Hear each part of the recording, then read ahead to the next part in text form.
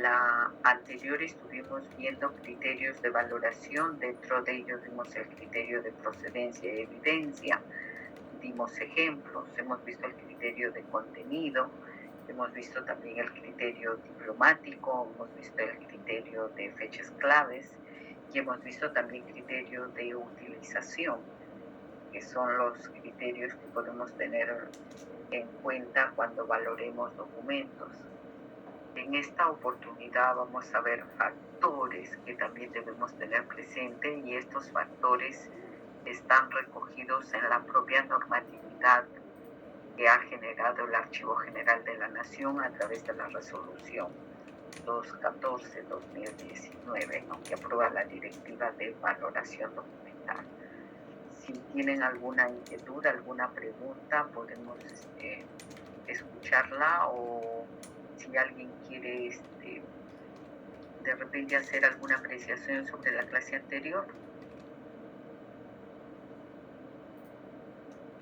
Bien, entonces vamos a SEA. Profesora, buenas noches, ¿qué tal? No, nada, más que nada para recordar un poco del tema de la clase pasada, fue que tocamos sobre el tema del criterio diplomático, criterio de utilización, y bueno, más que nada había comentado de que en la parte de criterio de utilización son los documentos y series en época activa o semiactiva, ¿no? Esto quiere decir que fueron o son objetos de consulta constante por parte de un órgano productor, ciudadano, en este caso sería el usuario, o relacionado con alguna investigación, ¿no? También había comentado que es necesario cuidar la documentación original, ya que en todo su proceso de consultas tiende a maltratarse, ¿no? Y esto perjudicaría el contenido del documento. Bueno, nada, profesora, eso más que nada quería resaltar, ¿no? De la clase pasada. Gracias. Gracias, Natalia, por refrescarnos un poquito lo que hemos tratado. En la clase anterior también teníamos algunos documentos que yo les había, digamos, considerado en el material de clase para que pudieran hacer y que lo pueden apreciar acá, un poco para hacer un ejercicio aplicando estos criterios, que de repente así de manera rápida, por ejemplo, podemos nosotros de pronto coger el tema de registros contables, a qué criterio pudiéramos aplicarlo, ¿no? De repente al criterio de contenido, ¿verdad? Que en los registros contables hay un consolidado de toda la información, tanto de ingresos como egresos, si pudiéramos considerar que esos documentos, esa serie documental, pues tiene un valor bastante interesante, ¿no?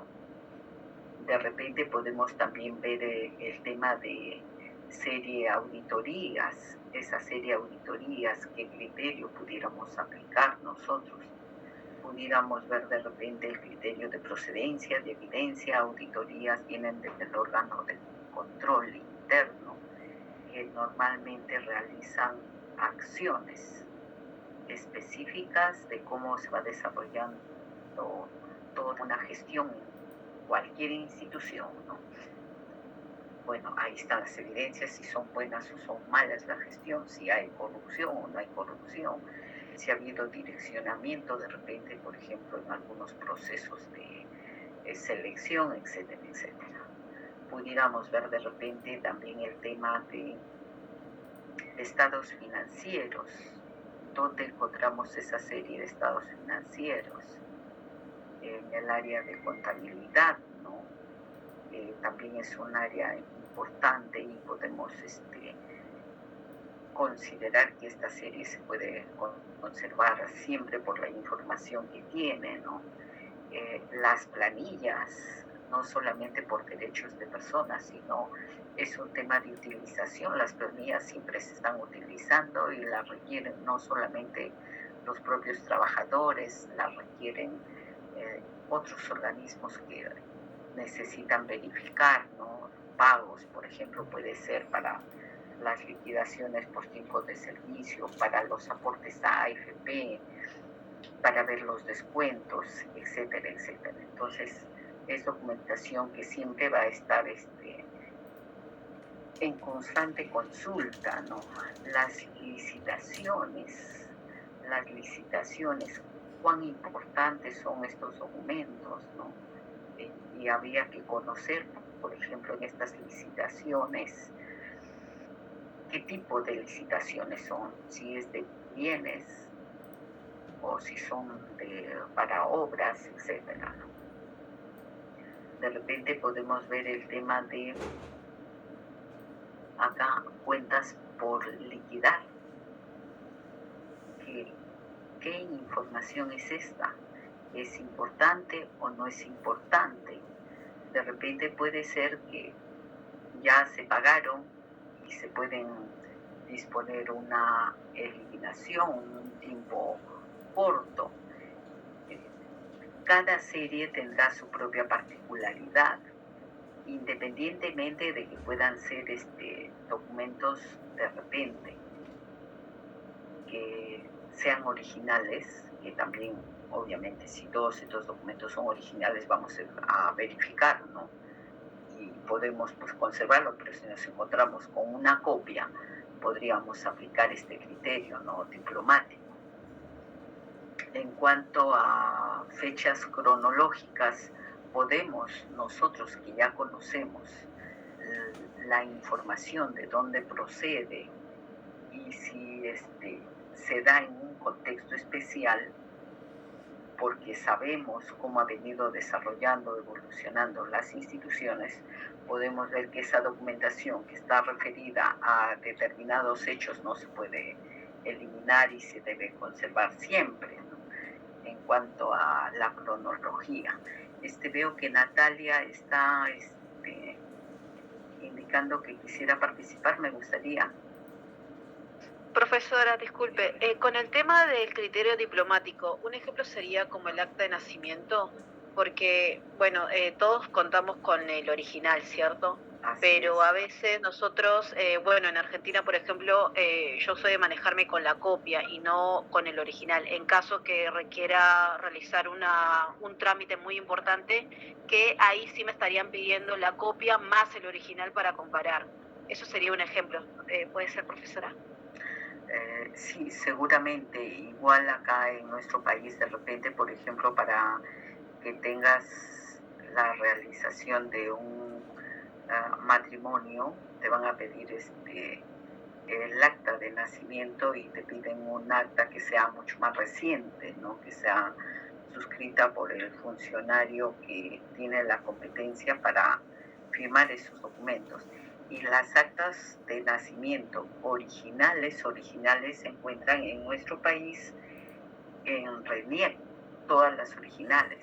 Pero aun cuando nosotros sacamos una copia y es certificada para cualquier trámite, tiene la validez de un documento original porque tiene el sello original del funcionario competente, ¿no? Y si llevas una copia de ese documento que te dieron, por ejemplo, aquí en nuestro país, RENIEC, te puede decir esta copia no, necesitamos una original, y la original es la que te expide el organismo que tiene esa función de resguardar y de registrar estos hechos vitales.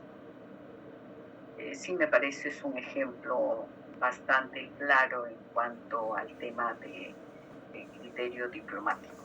¿Qué documentos son originales y que debemos conservar o en todo caso priorizar su conservación, privilegiar la conservación? Estos son criterios que los vamos a dejar ahí, hoy esto lo puse como ejemplo para que hagamos un ejercicio, ¿no?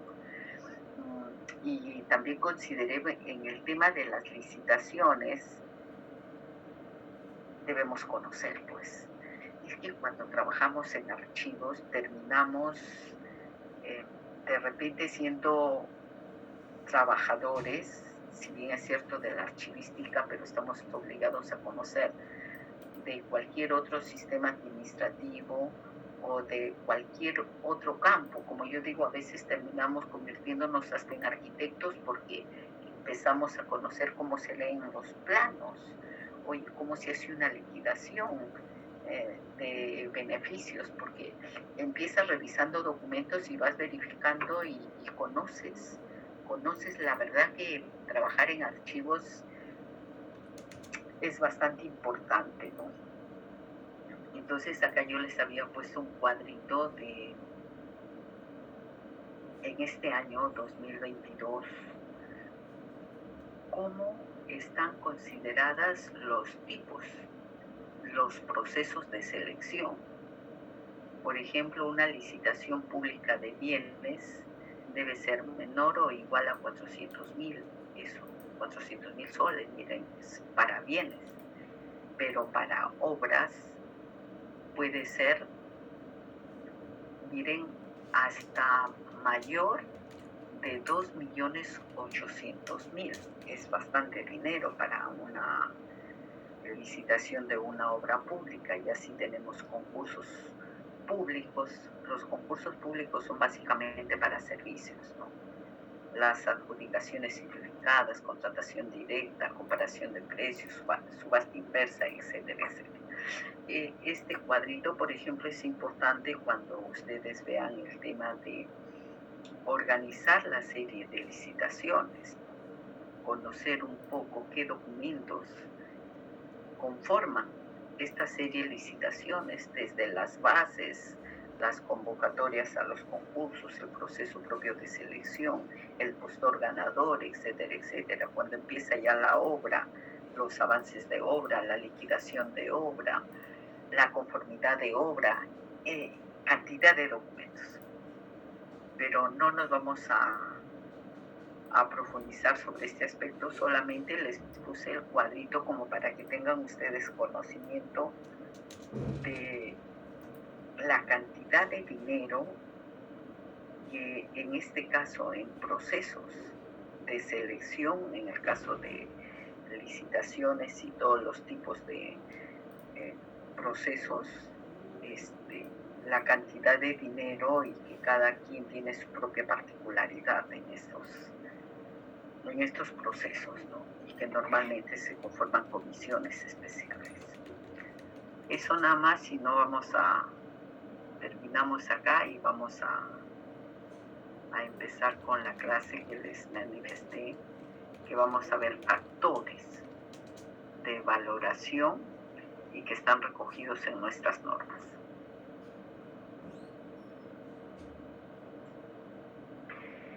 Vamos a presentar ahora el PPT.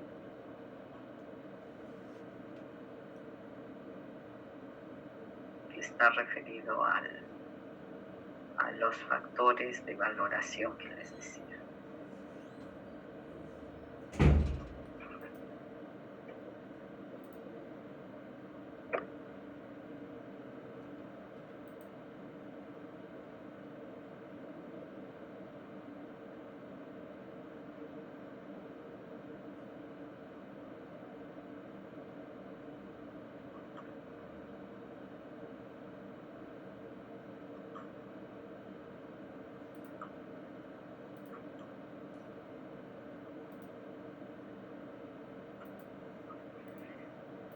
Sí. Espero que se vea acá este tema, factores de valoración. Sí, profesora. Perfecto. Capristano.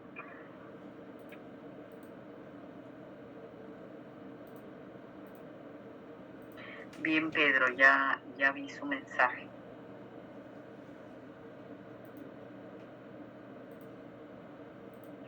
Ya les decía que estos factores están recogidos en la resolución 214/2019 del AGN, que aprueba esta directiva 12/2019, que también lo tienen ustedes como material, y que les pedí que lo pudieran dar una lectura, ¿no? Esta norma recoge 9 factores y que debemos tenerlos presentes. Miren, esto legalmente Eso es lo que nos dice la norma. Factores que se deben tener en cuenta para la valoración de documentos. Y vamos a empezar por cada uno de ellos. Nos habla del marco legal y normativa interna que permitan determinar un periodo de retención. El primer factor que debemos tener presente, el marco legal. Si ustedes revisan sobre la generación de documentos, y en clases anteriores les comentaba de que toda la documentación que nosotros generemos, sea en el sector público, sea en el sector privado, siempre tenemos un marco normativo para generar la documentación, para cumplir nuestras funciones. Pueden ser normas generales, pueden ser normas marco, o pueden ser normas internas y específicas, una directiva. Todas las instituciones tenemos el reglamento de organización y funciones, que es una norma propia, específica y muy particular para cada institución. Y eso nos dice cómo está organizada nuestra institución, cuáles son las funciones de cada unidad de organización, y podemos tener ahí un referente. Pero esa norma no nos dice qué documentos o por cuánto tiempo se deben conservar. Entonces, lo que tenemos nosotros es conocer si existe un marco normativo para valoración documental por cada una de estas series, que en realidad podemos evaluar muchas normas y no vamos a encontrar que la norma nos diga esta serie se conserva por tanto tiempo, esta otra serie por tantos años, esta es permanente, esta es temporal. No, a nivel país no tenemos. Y recuerdan ustedes en una lectura que vimos, lectura o video, no me acuerdo, pero que les puse sobre cómo valora su documentación en España, y ellos tenían una comisión de series comunes que se trabajan en todo el sector público. Tenían identificadas las series, tenían valoradas las series, que nosotros no lo tenemos acá.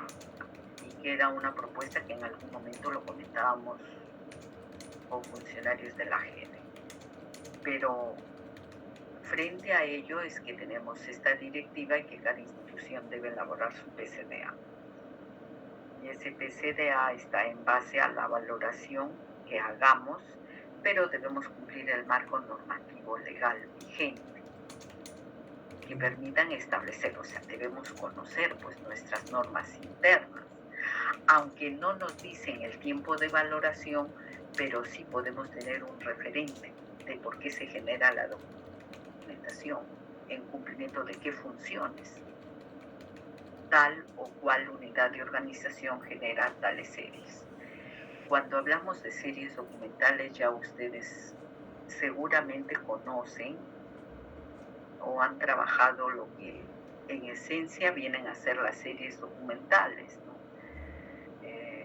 Ese tema lo han visto en archivística general, y seguramente ya la identificación de las series propiamente en organización documental para elaborar el cuadro de clasificación del fondo.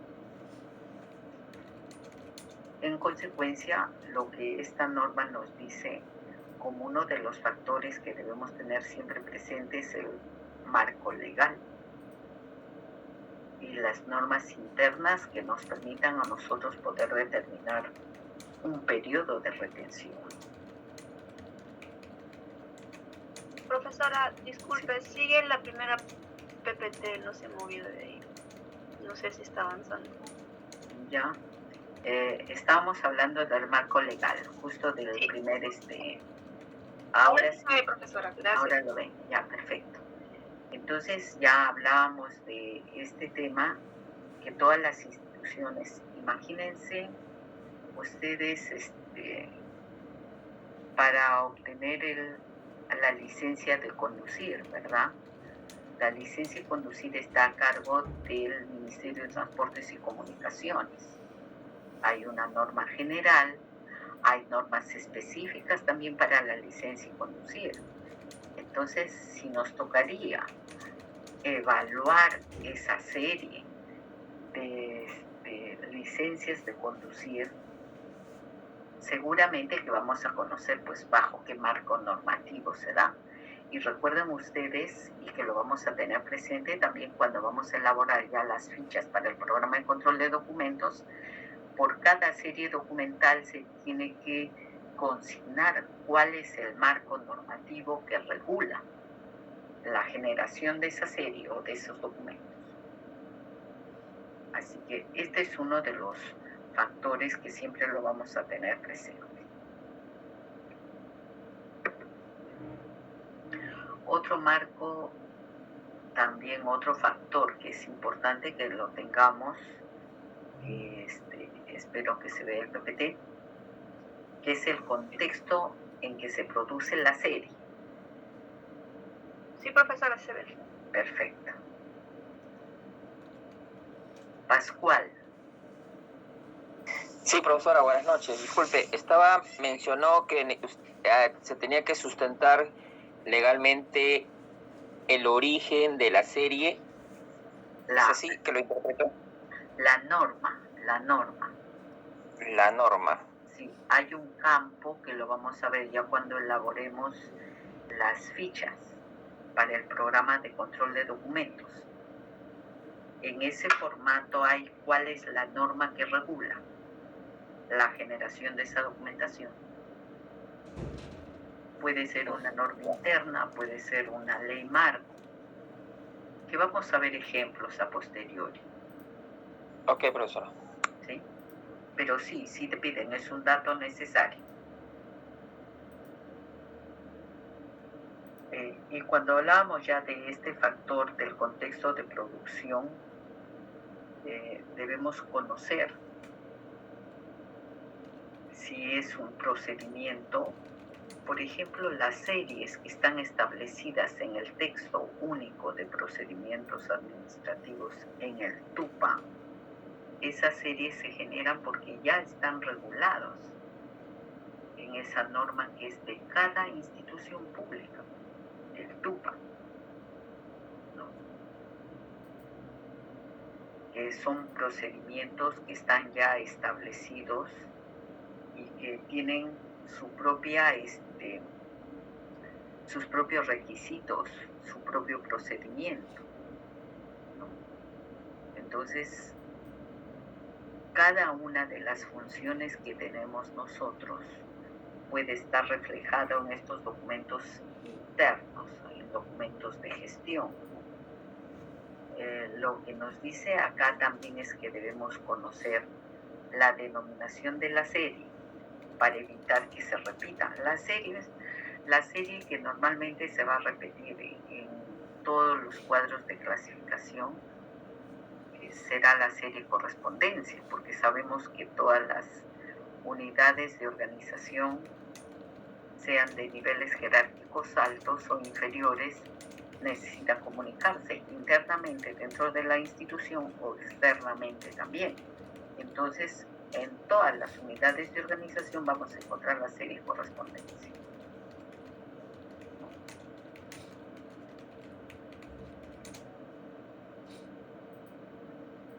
Recuerden que cada oficina tiene su propia función, cada unidad de organización tiene su propia función, que las diferencia, ¿no?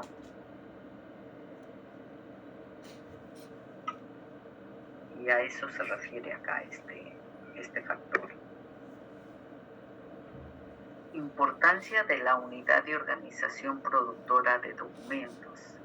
Acá podemos ir un poco a la par. Recuerdan ustedes un criterio que decíamos de procedencia y evidencia. Nos dice acá priorizar la conservación de documentos generados por unidades de alta dirección. Eso ya lo hemos venido comentando en criterios de valoración Y acá este es un factor que lo recoge la propia norma. Y no solamente aquellos documentos que pueden ser generados por gerencias que tienen la responsabilidad de liderar, de gestionar como titulares de las instituciones, ¿no? Y eso lo hemos visto también cuando veíamos el criterio de procedencia.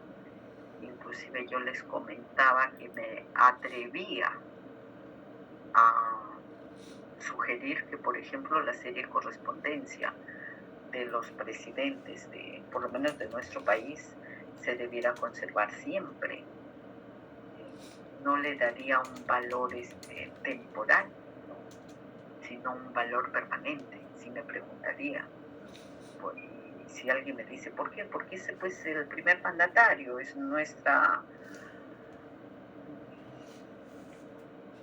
la autoridad máxima de un país.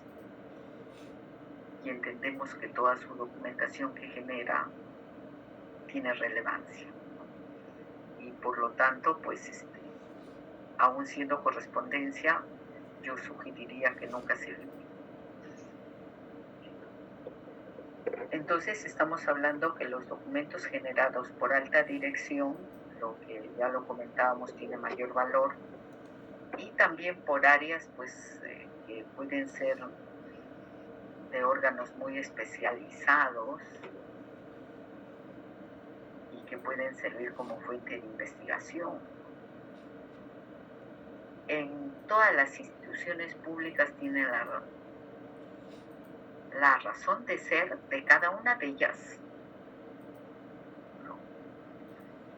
Si yo ahorita les menciono el Ministerio de Agricultura, seguramente que su mente, su idea, todo se va a ir pues a ese sector, a la agricultura. Y ese es el sector agrario. Toda su documentación estaba referida a ese campo. Si nos vamos al sector trabajo, otro tipo de documentación, ¿verdad? Otras funciones. Y en cada uno de ellos podemos tener órganos especializados. Por ejemplo, ahorita en todas las instituciones públicas también podemos tener un órgano especializado que inclusive está a cargo de un profesional que debe conocer bastante cuando se instauran los procesos administrativos disciplinarios. Entonces es una función muy especializada y esos documentos, por ejemplo, tendrán que conservarse siempre.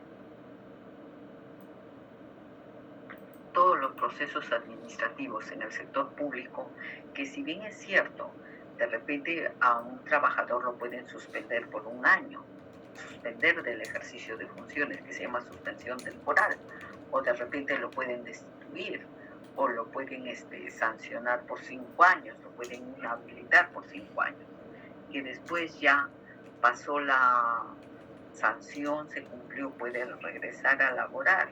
Sí, pues, pero ese proceso queda como parte de la historia de los problemas de inconducta funcional en las instituciones por parte de los trabajadores. Y cada uno de ustedes puede conocer seguramente otros casos muy específicos.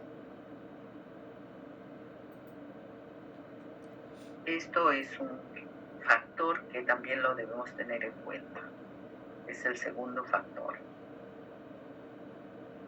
Profesora, disculpe, sigue en la PPT, en la PPT donde dice contexto. No ha pasado todavía. No ha pasado. En todo caso, estábamos hablando sobre los documentos generados por unidades de alto nivel jerárquico, que es el PPT, que seguramente lo están viendo. ¿Sí? Sí, profesora, dice importancia. Importancia de la organización productora de documentos. Sí, profesora, gracias. Y acá decíamos las unidades de alta dirección, se conservan los documentos, o de áreas especializadas. y pusimos ejemplo en áreas especializadas por CEPAC. Hay áreas muy especializadas, por ejemplo, en el sector construcción, el estudio de suelos. El estudio de suelos es un área muy, muy específica y especializada también. Y podremos encontrar series que están referidas a esos temas. Frecuencia de consultas. Miren, cuando nosotros hemos hablado del criterio de utilización de la documentación, está relacionado a este factor que recoge la norma. Frecuencia de consulta de cada serie. Si es una serie que se consulta siempre en un nivel de archivo de gestión y de repente también en un archivo central, entonces nosotros debemos tener ahí un poco de cuidado y decir, pues esta serie hay que conservarla siempre porque hay información valiosa y siempre se está consultando. Es uno de los criterios que pudiéramos tenerlo presente, ¿no? Para saber cuánto tiempo vamos a darle de conservación a esa serie, no solamente en un archivo de gestión, sino de repente en el central o de repente le damos un valor permanente. Son criterios que debemos tener presente cuando nosotros valoremos ya lo que hemos hablado como tal y estos factores que los recoge la norma, que estamos cumpliendo con ellos. En algún momento, por ejemplo, yo les decía a ustedes que se sugirió que se conservara mucha documentación del impuesto predial, justo cuando, y les puse como ejemplo también, cuando se generó la ley del inquilinato, ¿no? Cuando a nivel de gobierno se establece que los montos de los alquileres deben estar en función a las declaraciones juradas de los impuestos prediales. Entonces había una necesidad de consulta increíble de esa serie documental.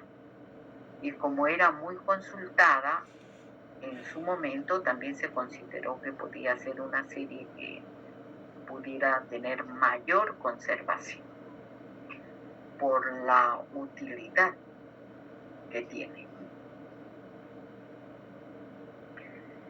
Los que vienen trabajando ya en archivos, en sus propias instituciones, cuando se brindan los servicios archivísticos, y sabemos que los servicios archivísticos puede ser una consulta, puede ser un préstamo, puede ser una reprografía de documentos. Y cuando se realizan estos servicios archivísticos, se registran los servicios archivísticos. Y esos registros nos pueden dar los indicadores de qué series son mucho más consultadas. Debemos conocer dónde encontramos también esa información, porque si no la conocemos, ¿cómo podemos aplicar este factor? Es posible que en algunas instituciones, supongo que ya esté regulado inclusive el servicio archivístico. En otras posiblemente no está regulado, no llevan ni registros. Y les comento estos porque sí es necesario registrar las consultas, los préstamos o las copias de documentos que nos pueden pedir en soporte de papel o soporte electrónico, que se conoce normalmente como la reprografía. Espero que sí nos entendamos, ¿no? Sobre este tema de frecuencia y consultas. ¿Alguien tiene alguna duda? ¿Algún comentario? Profesora, buenas noches. Sí. Disculpe, entonces las series que son más frecuentadas en una entidad son las que se le tiene que dar valor permanente. ¿A eso se refiere? No necesariamente valor permanente. Puede ser que sea de valor temporal y de repente puedes decir, mira, esta serie más consultada vamos a darle una mayor cantidad de años en valoración. ¿Sí? Va por los años. Va por los años, que puede ser que también definas que puede ser una serie de valor permanente, pero puede ser también temporal y en vez de darle un corto tiempo, le das un tiempo mayor, más amplio. ¿Sí? ¿Me dejo entender? Sí, profesora, gracias.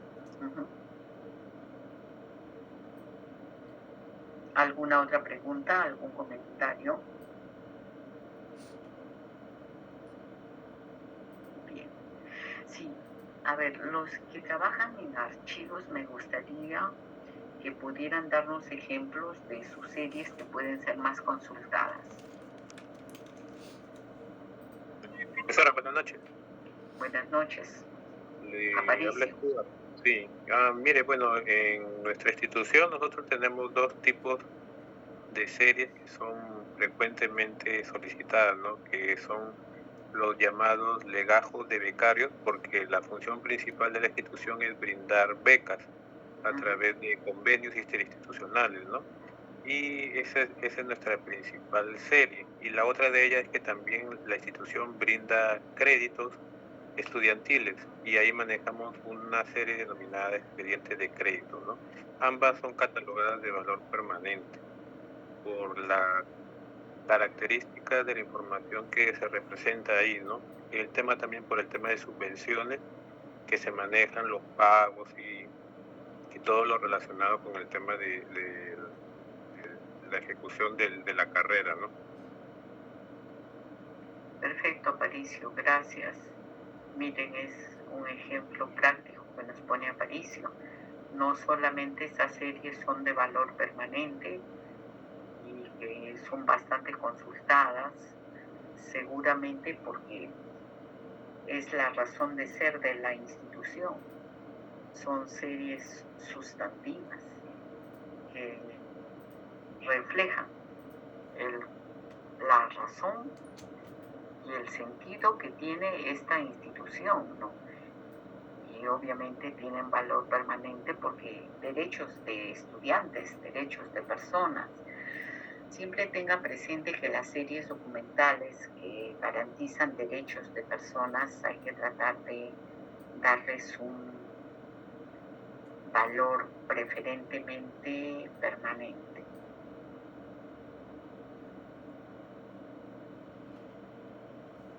¿Alguien más quiere hacer un comentario?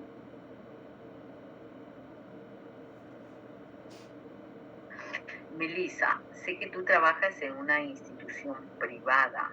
Sí, profesora. Y ustedes tienen series que son más consultadas, sean internamente por los propios trabajadores o los funcionarios, porque a nivel privado algún usuario no sé si vaya a consultar series en su archivo. Bueno, en el caso de mi empresa no es de que los documentos se cataloguen de esa manera, o sea, no hay pues fondo, sección, serie, ¿no? Pero mi archivo, como es un archivo contable, por decir así, los documentos que más se consultan, como en el caso de mi empresa es una cadena de farmacias. Entonces, lo que más se pide de consulta son los reportes, se llama reportes cierres de día, que vendrían a ser, digamos, toda la información que genera el local con respecto a las ganancias. Eso es lo que se consulta muchísimo para auditoría interna, solicitudes del área contable. En el caso de recursos humanos, obviamente se solicita mucho lo que es el legajo de personal, pero ellos no manejan eso como un área de archivo. Eso no está en mi empresa como un área de archivo. Lo que sí se solicita bastante son los reportes por tarjetas, que vendrían a ser cada vez que una persona compra a través de una tarjeta de crédito o de débito, se genera un reporte, ¿no? En esos aparatos, creo que son los POS, y toda esa información también se tiene guardada. Más que todo eso sí lo solicitan los clientes, porque, o sea, externos, los que van a comprar los consumidores, por si hay reclamos, por si necesitan la copia de un comprobante. Esos son documentos que casi se piden interdiario. Ya. Bueno, es la particularidad de la empresa privada, pero de todas maneras, como nos dice su compañera, hay dos series que son bastante solicitadas y que posiblemente también en el caso de aplicar ya estos factores pudieran darle de repente un mayor plazo de conservación. La empresa privada es totalmente diferente al sector público. Ellos conservan más su documentación por temas tributarios, por temas fiscales. Después conservarán sus libros principales también por temas de auditorías. Claro, cuando hay auditorías. Claro, o porque se requiere tener pues información de cómo va evolucionando económicamente los capitales, las inversiones, los dividendos que tienen, las ganancias, utilidades, etc., etc. Bien, gracias. Ahora, en todo caso, vamos a continuar con otro factor.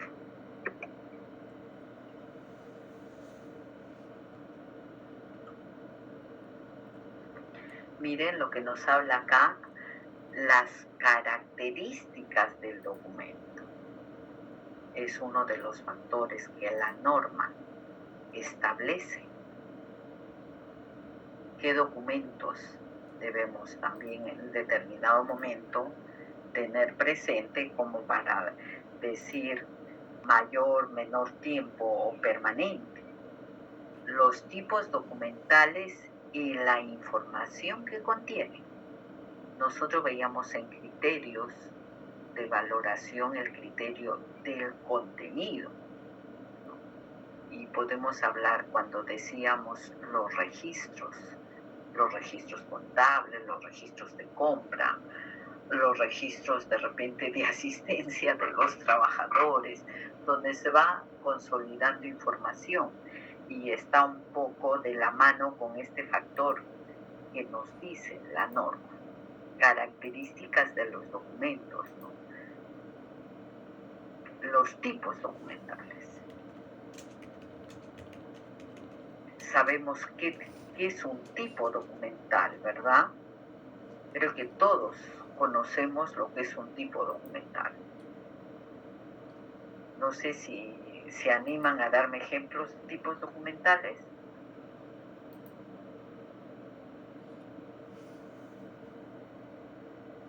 Profesora, ¿puede ser un oficio, una carta? Ahí está, claro. Un oficio es un tipo, una carta es un tipo, una resolución es un tipo, una factura es un tipo. El boletito que nos dan cuando subimos al micro es un tipo documental. Los estados financieros es un tipo documental. Un contrato es un tipo documental. Una orden de servicio, un tipo documental. Profesora. Así podemos hablar de N tipos documentales. Sí, Jorge. Sí, profesora, buenas noches.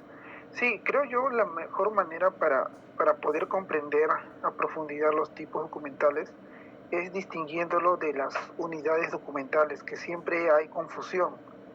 Y justamente cuando se habla de unidades documentales estamos hablando de un elemento dentro de un documento compuesto, ¿no? Un expediente. Puede ser un memo, puede ser una unidad documental como un elemento dentro de un expediente, entendiendo la parte y el todo. Pero cuando hablamos de tipos documentales, más allá de eso, se refiere como concepto a la forma, al formato, ¿no? Que tienen ciertos documentos, ¿no? Por ejemplo, el formato o la estructura que tiene un memorando es diferente al de un oficio, ¿no? Y así a su vez como el del contrato, y así cada tipo documental, ¿no? Tiene una forma diferente de estructurar. Elaboración en su estructura. En su estructura, así es, profesor. Entonces, yo justamente esta parte creo que la manera clave para poder distinguir qué es un tipo documental es diferenciarlo de la unidad documental. No, la unidad, ahí estamos hablando de un elemento dentro de un conjunto que va a ser el expediente. En cambio, tipo documental, más que nada se hace referencia a la forma o el formato, ¿no? que determina una estructura de un documento. Sí, Jorge, estos conceptos yo presumo que los han llevado en archivística, ¿verdad? Sí, profesor, sí lo hemos llevado, solamente que a veces con el tiempo se nos pasa y a veces como que de nuevo no diferenciamos, ¿no? Bien qué es uno y qué es otro, como el caso del tipo documental y unidad documental, donde siempre hay confusión, ¿no? Y no termina de repente quedándonos al 100% claro qué es, ¿no? Porque el memo, por ejemplo, puede ser una unidad documental dentro de un expediente como también un tipo documental. ¿No? Y ahí justamente la diferencia. No es tan sencillo, ¿no? Distinguirlos. Sí, está bien lo que tú mencionas, ¿no? Si es cuando hablas de un expediente, estamos hablando de una unidad documental compuesta, o que como en algunos casos también le conocen por piezas simples y piezas compuestas, ¿no? No por la cantidad de folios, sino por la variedad de tipos documentales y cantidad de tipos documentales que tienen, porque en lo que tú mencionaste, un expediente puede tener pues 5, 6, 7 tipos documentales, ¿no? Un expediente de un reclamo empieza por la solicitud del que se siente afectado, la solicitud es un tipo documental. Claro, profesora, justo ese es el punto, ¿no? Por ejemplo, mire, un expediente es compuesto no por la cantidad de tipos documentales, sino por la cantidad de unidades documentales, pero coincidentemente puede tener diversos tipos documentales. ¿A qué me refiero? Claro. Si tenemos en un expediente un solo tipo documental que se repite 4 veces, imagínense, ¿no? 4 oficios. Entonces, en este caso, sería compuesto. No, por más que tenga un solo tipo documental que se repite, al margen de eso es porque tiene 4 unidades de documentos, ¿no? Entonces, ahora, claro, dentro de un expediente, lo normal, si hablamos ya en cuestiones reales, además de tener varias unidades de documentos no simples, ¿no? También va a tener una diversidad de tipos documentales, ¿no? Porque en la realidad así funciona, ¿no? Ajá. Sí, profesora. Y seguramente el personal que trabaja en archivos puede identificar y conocer con mayor precisión lo que estamos comentando.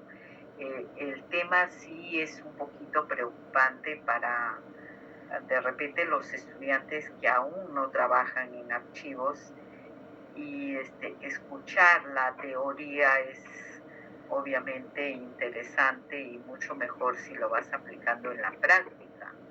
Cuando te dicen de una unidad documental o un tipo documental, ¿cuál es la diferencia como tal? Que Jorge lo ha explicado bien. Entonces, sí, las características de los documentos, y como bien lo decía Jorge, cómo está estructurado. Un memorándum es diferente la estructura a una resolución, o a una solicitud, o a un informe. Entonces, inclusive un informe normal que puedes tenerlo, o a un informe técnico, o a un informe legal. Su estructura es variada, diferente, ¿no? Y justamente este factor que estamos viendo acá, que está referido a las características de los documentos, debemos tener presente. Pues si tenemos un documento, por ejemplo, yo les decía, una resolución, y quién firma la resolución, de qué nivel viene. Hay varios aspectos que debemos tener siempre presente. Cuando hablábamos nosotros en clases anteriores de conocer las estructuras orgánicas, cuáles son las unidades de organización a nivel directivo, cuáles son las unidades que conforman los órganos de línea, cuáles son las unidades que forman los órganos de asesoría o los órganos de apoyo, etcétera, etcétera. Eso, por ejemplo, en lo que es la parte de identificación del organismo productor, de las unidades generadoras de documentos. Ahí podemos ya ir conociendo también las características de los documentos que tienen. Y ustedes, cuando han llevado archivística, han visto también los caracteres internos y externos de los documentos, ¿no? Que lo deben manejar, o en todo caso recordar. Tengamos presente este aspecto, ¿no?, del contenido también que tienen los documentos, para poder determinar su valoración. No solamente, como les decía, el tiempo que pueden permanecer en un archivo de gestión, sino también en el archivo central, y de repente pues es documentación que va a terminar formando parte de un archivo histórico, ¿no? Si es una documentación de valor permanente, al transcurrir el tiempo, más de 30 años, y así se considera documentos de mucha valía, formarán los archivos históricos. No sé si alguien quiere hacer algún comentario adicional sobre este factor. Si algún documento en sus instituciones les ha llamado la atención.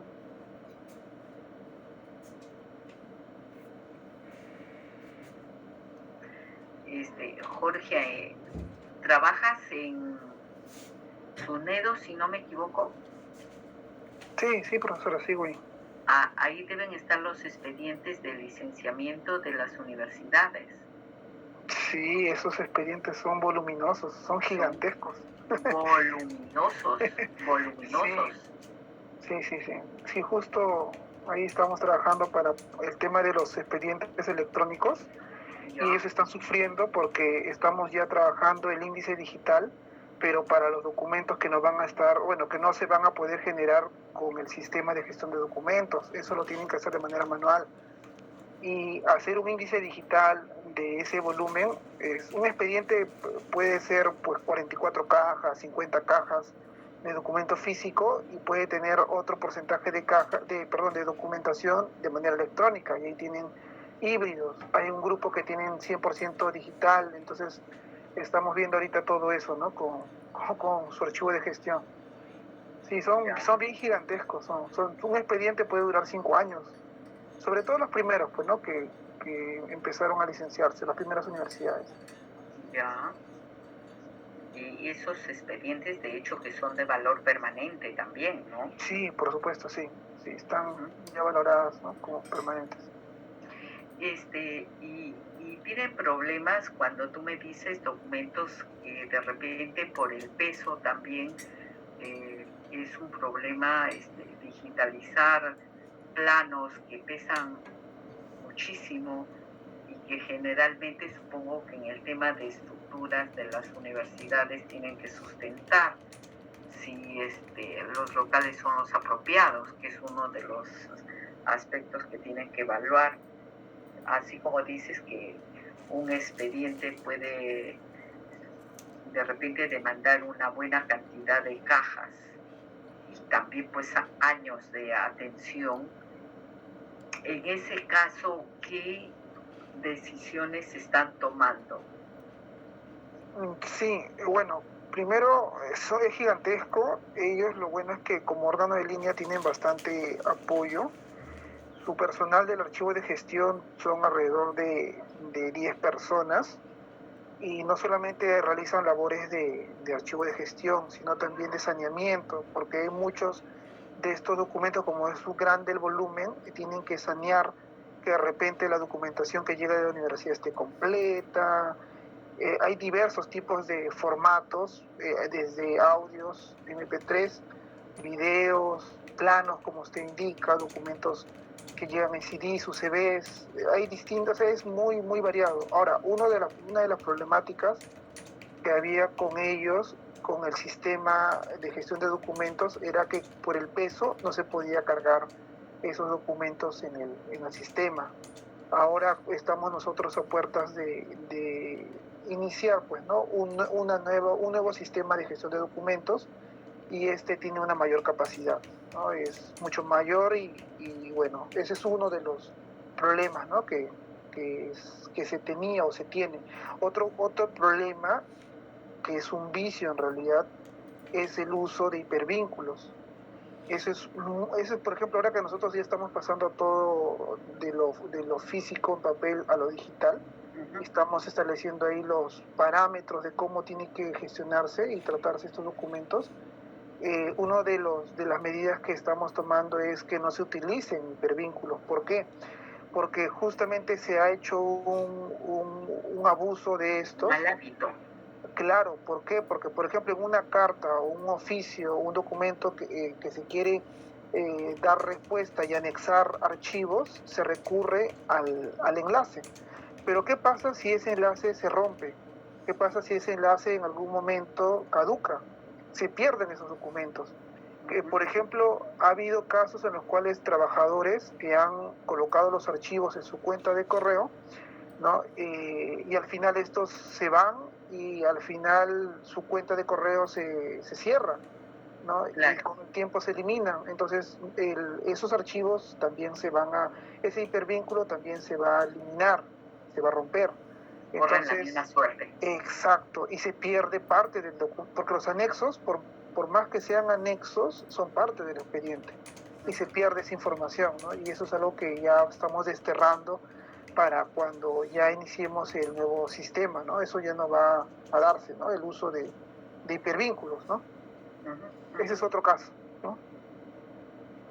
Mira, ahí deben tener muy en cuenta las características de los documentos y la información que contienen, y que es importante para que complete un expediente como tal, porque dices anexos que van presentando posiblemente que son requeridos por la propia SUNEDO a las universidades, y estas deben completarlo dentro de un tiempo adicional.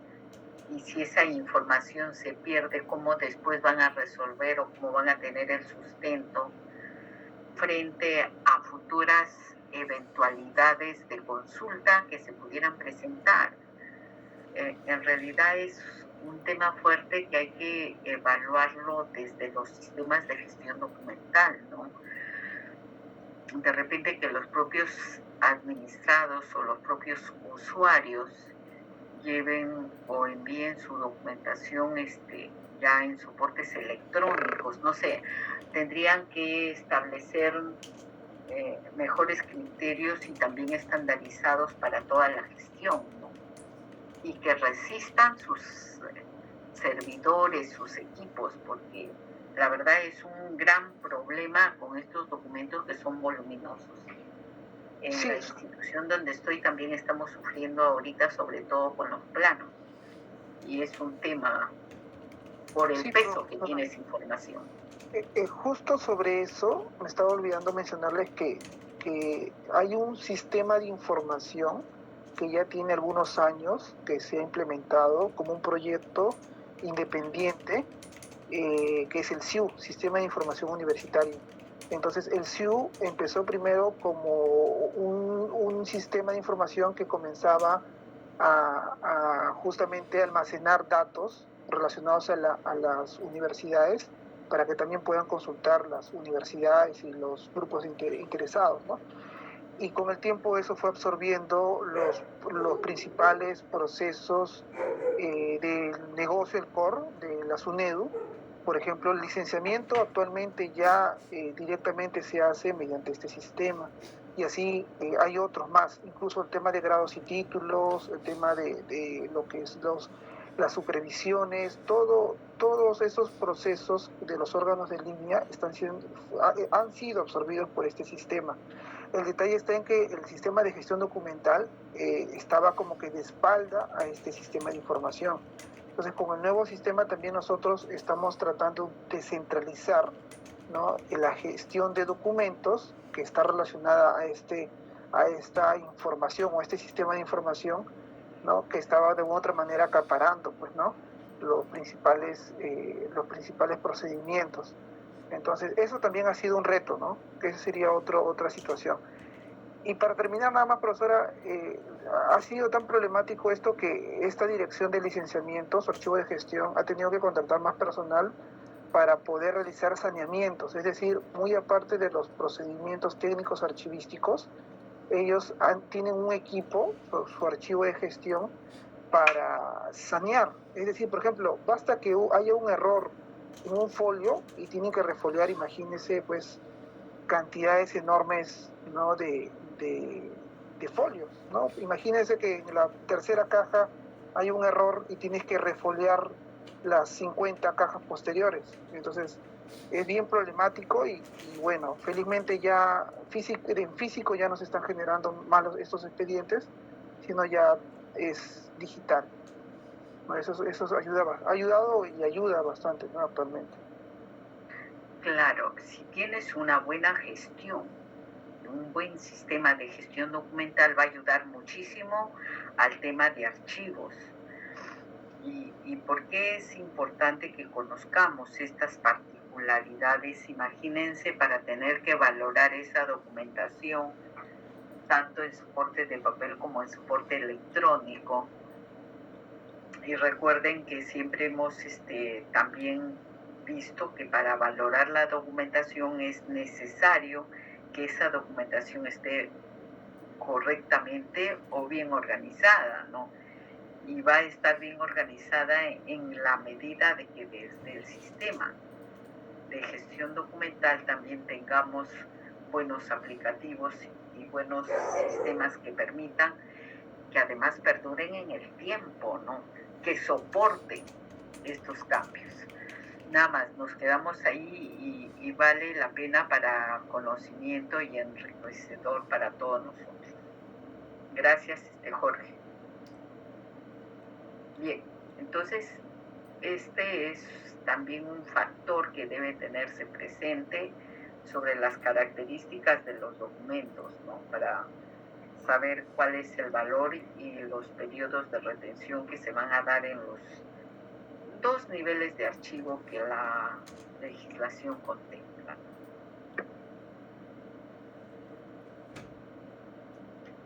Miren, y acá tenemos también otro de los factores que nos habla sobre protección de datos personales o garantía de accesibilidad de la información pública. En nuestro país tenemos una ley de datos personales, de protección de datos personales, ¿no? Y justamente el tener presente este factor es en qué medida nosotros, como responsables de los archivos, estamos obligados a proteger esa información, a conservarla y también ver si es o no accesible como tal. Y esto voy a también hacer una precisión, porque en las fichas de valoración y que son las que forman el programa de control de documentos, en las fichas técnicas de las series documentales, también hay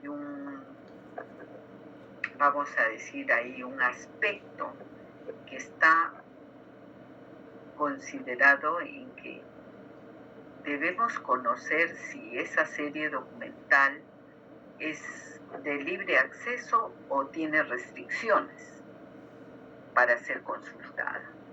Entonces es uno de los aspectos que también se debe tener presente y la ley recoge como uno de los factores cuando valoramos documentos, ¿no? Y como bien nos dice acá, que la conservación de cada serie se orienta a la protección de esa información que, como sabemos, pues es un derecho que tenemos todas las personas, derecho a la intimidad, ¿no? Y si tenemos derecho a la intimidad, será información que está restringida, no es abierta a quienes quisieran conocer de esa información. Es uno de los factores que debemos también tener presente cuando vamos a valorar nuestra documentación, ¿no?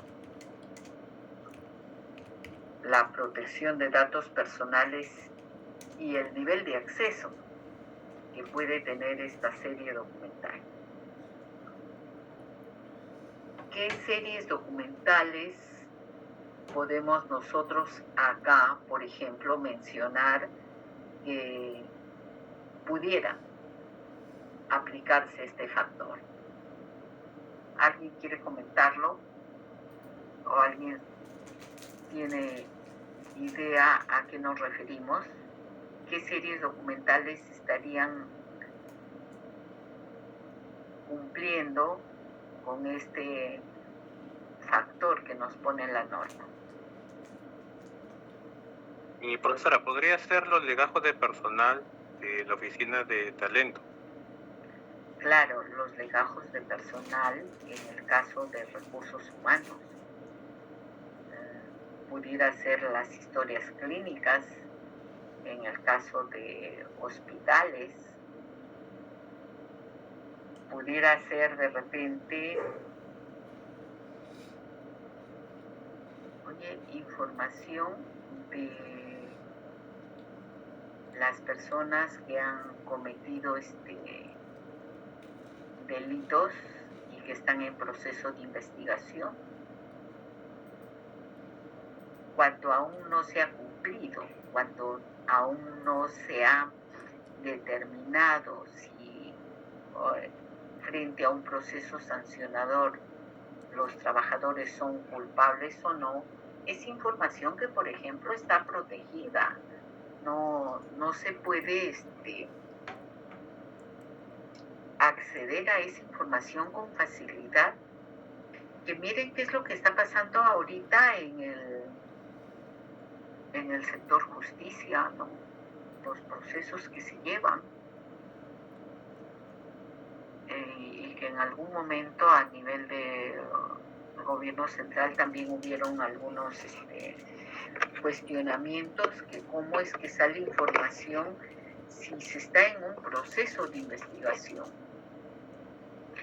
cuando esa es una información todavía que está reservada, no se ha determinado, el juez no ha concluido un proceso y de pronto sale esta información, por ejemplo, con los medios de prensa. ¿Cómo sale? En algún momento decía que esta información tiene un costo, posiblemente, no sabemos, vamos a presumir ello, pero es información a la que las personas tienen derecho a ser todavía consideradas como inocentes hasta que no se demuestre que realmente son culpables. Tenemos derecho al honor, cada quien. Y miren que son documentos que están todavía, vamos a decir, en un proceso que estaríamos hablando de que son documentos que están en una fase activa, ¿no? Recuerdan que estábamos hablando nosotros de valores primarios y secundarios y en este caso, cuando están todavía en proceso, estamos hablando de que esa documentación está en constante consulta por las personas que tienen que revisar y que tienen acceso a esa información. Entonces, sí, las dos series que hemos mencionado y posiblemente pudieran haber otras series. En el caso, por ejemplo, de las planillas, no legajos, sino las planillas. Hay información que cuando se solicita te recomienda que se debe trabajar. ¿No? De repente, pues, en el caso de un hijo que tenga a su mamá o a su papá abandonado, ¿no? Y de repente el juez ha determinado que se le descuente por una pensión que deben pasarle al papá o a la mamá. Y esa es información, pues, que el trabajador en su centro laboral debe estar protegida, ¿no? Y esa información, ¿dónde está? En las planillas, en las boletas de pago también. Y es que debemos conocer qué información es sensible y que no es de acceso para todos. Y como profesionales de la archivística también deben conocer ese aspecto. Natalia. Profesora, buenas noches. También se podría relacionar el antecedente policial y judicial y penal, pero a nivel internacional, con el tema de la Interpol como un dato así de protección. No sé. Esa también se podría considerar.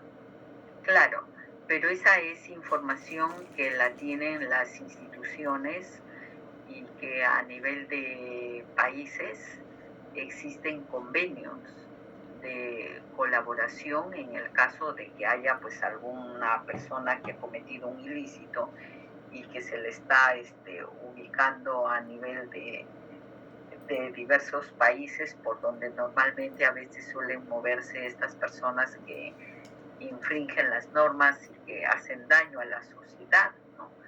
Es información que inclusive la Interpol la maneja con ciertos niveles de seguridad. Y obviamente son estrategias también que tienen ellos para poder ubicar y que les hacen un seguimiento. Hay información privilegiada que está en manos también de autoridades que sí están autorizadas a que se les envíe esa información. Que es sensible, es información sensible, pero que los tratados internacionales también y los convenios que existen están regulados. ¿Cómo se maneja esta información? ¿A quiénes se les facilita la información? Y cómo debe ser utilizada esa información. No es información que esté a libre disposición de todos. Sí, es una información muy especial y que tiene características de que está protegida también, ¿no? Y que solamente, por ejemplo, en este caso que has puesto, sí, la Interpol es la que tiene por función propia y que pueden entre países miembros, entre países que tienen convenios, la información puede fluir con medidas de seguridad. Eso sí, es un ejemplo interesante, Natalia. Natalia, tú me decías que eres de Argentina. Sí, profesora, sí. Sí, y ahorita estás... Soy peruana y también argentina. No, estoy acá, profesora, estoy acá. Y yo la conocí en el activo del INSEE. Sí, sí. Sí, me encuentro acá ya hace casi 3 años, voy a cumplir ahora en enero. Sí, sí. Llegué unos meses antes de la pandemia y después me terminé quedando por la misma y me metí a estudiar y acá estoy. conociéndose en el nuevo mundo archivístico con los chicos. ¿Y trabajas en archivos? Hace unos meses ingresé a un archivo privado, al igual que Meli, y bueno, nada, estoy tratando de conocer los procesos. Obviamente que no se ven los procesos en sí tan específicos como se ven en las entidades del Estado, pero hago el intento ahí, molestando, cargoseando a mis compañeros y nada, metiéndome en donde no debería. Pero sí, ahí estoy, profe. Mira, qué interesante, muy bien. Bien, y así podemos encontrar información que es sensible y que nuestras propias normas protegen esa información personal de cada uno de nosotros. Miren, cuando se piden los legajos de los trabajadores, dicen, sí, pues los trabajadores tienen un legajo de personal y debe estar a libre disponibilidad. Y miren ahora mucho más, por ejemplo, con las normas que se están generando en nuestro país sobre quiénes deben acceder a cargos directivos, cuáles son los requisitos, cuáles son los perfiles que debe cumplir cada quien. Y si alguien ingresa a asumir un cargo y ya te están pidiendo el legajo del trabajador, claro, puedes darle la información, dónde estudió, qué grado tiene, cuál es su título, etcétera, etcétera. Pero en ese legajo también hay información personalísima de ese trabajador. Entonces hay que conocer qué información no se debe facilitar. Tengamos siempre cuidado en ello. Los legajos de personal sí es información personal, como dice, que está protegida, pero no toda esa información está protegida. Yo quiero saber si el gerente que está de repente a cargo de una institución pública de la cual tengo interés en conocer si lo está llevando bien o es la persona competente para asumir esa función, voy a pedir su legajo. Pero no voy a pedir, pues, no, quién es su mamá, quién es su papá, dónde vive, etcétera, etcétera. Por ejemplo, el dato dónde reside un funcionario no se debe dar. Seguimos. Y podemos discrepar, por ejemplo, yo discrepo en que se sepa cuál es el monto de remuneración que gana un funcionario de una institución.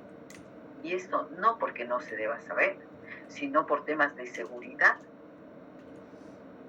Ahorita con temas de delincuencia mucho más, pues si saben cuánto gana tal o cual funcionario, va a ser de repente víctima de los delincuentes que cada vez aumentan por todos lados. Melissa. Sí, profesora. Justamente quería comentarle que yo en una oportunidad trabajé en un archivo de recursos humanos para una minería. Y en este caso ellos requerían de personal de archivo externo que no sea parte de, o sea, personal que sea temporal y que sea, por ejemplo, de Lima, que no sea parte de la comunidad donde estaba ubicada la minería, justamente porque se iba a tener que revisar los legajos del personal y, como usted dice, contiene información sobre los salarios, ¿no?, de los trabajadores, y por un tema de seguridad la empresa no quería de que la misma gente del entorno o de repente algún allegado, como mayormente en las minerías, ¿no?, por el tema de dónde están ubicados, tienen que trabajar gente de la zona, no querían de que estén al tanto de cuánto es lo que gana el personal. Y tanto el personal, o sea, directivo, el personal administrativo, como los mismos trabajadores de la mina. Entonces, para ellos sí requirieron personal externo, ¿no?, que no tenga nada que ver con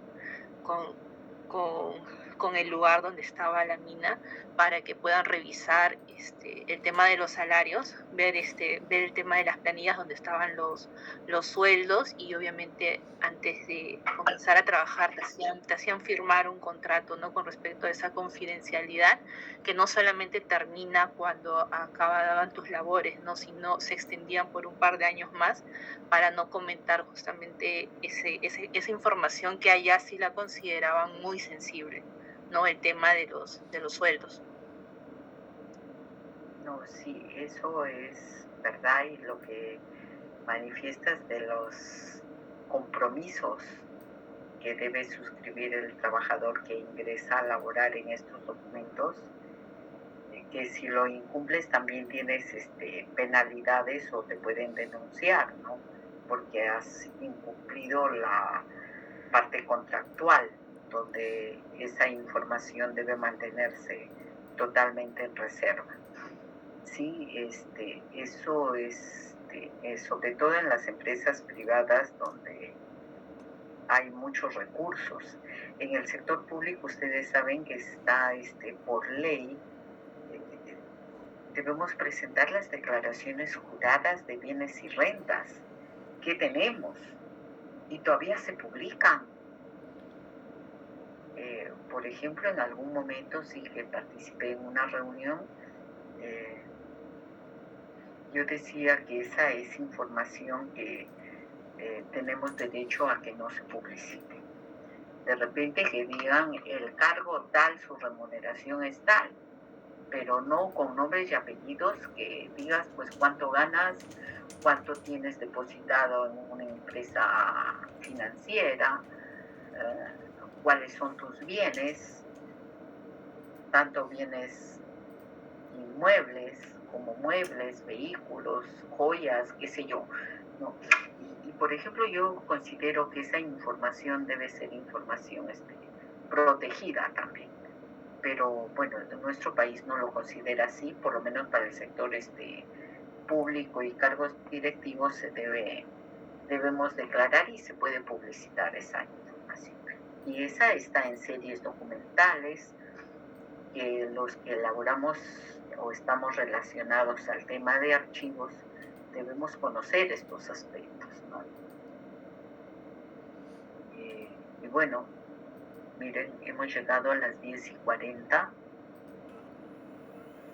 Yo espero realmente que estemos asimilando estas clases, y justo quería comentarles que he hecho las coordinaciones con el director de archivo intermedio y al parecer está para confirmarse el 26 de noviembre estaríamos haciendo una clase más práctica en ese archivo que nos darían un fondo, nos dice, para poderlo valorar. Así que yo la verdad estoy emocionada y espero se concrete. Profesora, disculpe una consulta. Más o menos, ¿para qué fecha estaría la confirmación? Lo que pasa es que hay compañeros que están en provincia y para que puedan sacar sus pasajes con tiempo, o para que puedan pedir permiso en el trabajo también. Tengo entendido que ustedes tenían una fecha el 26 de noviembre, el sábado. Sí, lo que pasa es que ahora nos han dicho que tenemos clase presencial este sábado y el próximo sábado también. No sé si es que el 26 también será. Sí, el 26 cae ese sábado, el próximo sábado, compañera. Sí, profesora, es este sábado y... Ay, no. Sí, el 26 tenemos, profesora, disculpe, en la DAI una clase presencial con el profesor Marlon. ¿El 26? Sí, y el 10 también de diciembre. Sí, justamente estamos tratando de coordinar con el licenciado Abel, que coincidiríamos con Marlon. En todo caso, les debo confirmar no sé si en esta semana o será pues lunes o martes de la siguiente semana máximo. ¿Ya? Sí, profe, en realidad todos los sábados tenemos clases con el profesor Marlon, pero de repente, como usted dice, si es el 26 se puede acoplar también a lo que el profesor nos vaya a mostrar en esa clase. Sí, sé que han hecho ustedes un trabajo de identificación de un fondo, que es la identificación siempre va a ser necesaria para organizar, para valorar, para describir, para todos los procesos.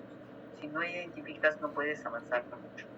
Entonces, bueno, si ya han identificado, pues vamos a valorar lo que han identificado. Nos quedamos acá. Buenas noches con todos, ¿sí? Gracias, profesora. Buenas noches, profesora. Gracias.